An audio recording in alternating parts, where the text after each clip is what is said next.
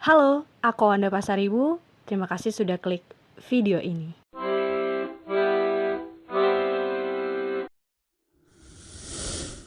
Manusia adalah makhluk yang paling mudah dipengaruhi oleh dirinya sendiri.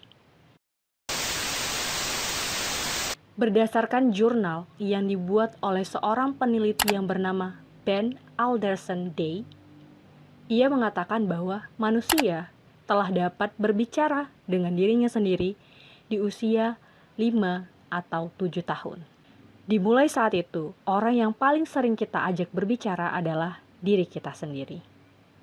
Inner voice-nya kita secara ilmiah disebut sebagai Verbal Working Memory System.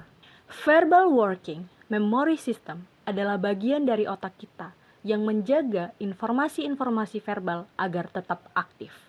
Itulah sebabnya ada suara dan pemikiran dari dalam diri kita. Faktanya, inner voice seringkali membantu manusia dalam mengambil keputusan-keputusan penting dan bahkan membuat manusia menjadi lebih manusia. Contohnya, mohon maaf ketika ada seorang pengemis.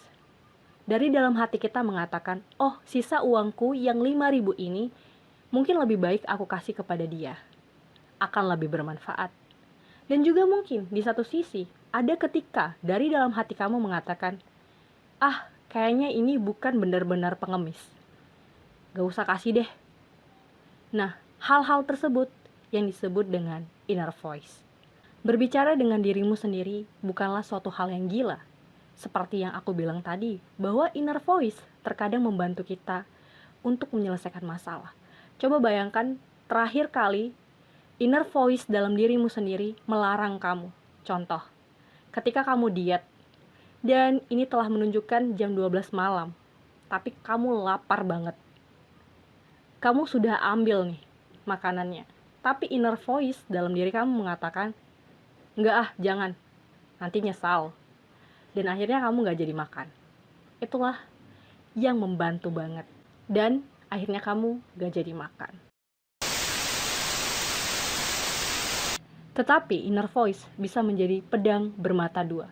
Sesuatu yang sangat membantu kamu bisa berakhir menjadi musuhmu yang paling kejam. Hal ini sejalan yang dikatakan oleh Ethan Kross, seorang psikolog yang juga menulis buku yang berjudul Chatter, Inner Voice yang Mengkhianatimu. Chatter diistilahkan sebagai suara dalam diri yang berisikan pemikiran-pemikiran dan emosi-emosi negatif yang seharusnya menjadikan kita untuk koreksi diri, tetapi malah beralih menjadi perundungan diri sendiri. Ada banyak hal yang bisa disebabkan oleh chatter. Contohnya, lack of focus.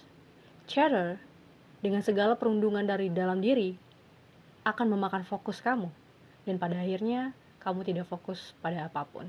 Dan chatter bisa membuat kita menjadi seseorang yang lebih pemarah dan menjadi seseorang yang mungkin melakukan tindak kekerasan. Bukan hanya efek psikologi saja yang dapat terjadi oleh chatter, bahkan kematian ataupun penyakit-penyakit berbahaya bisa disebabkan oleh chatter. Kita mungkin sering dengar bahwa stres membunuhmu, atau bahkan orang-orang mengatakan bahwa udah jangan stres-stres banget, nanti tambah sakit. Sebenarnya, kalau didefinisikan, stres adalah reaksi seseorang baik secara fisik maupun emosional apabila ada perubahan dari lingkungan yang mengharuskan seseorang menyelesaikan diri. Contoh, saat kemacetan terjadi, kamu harus beradaptasi dengan situasi macet.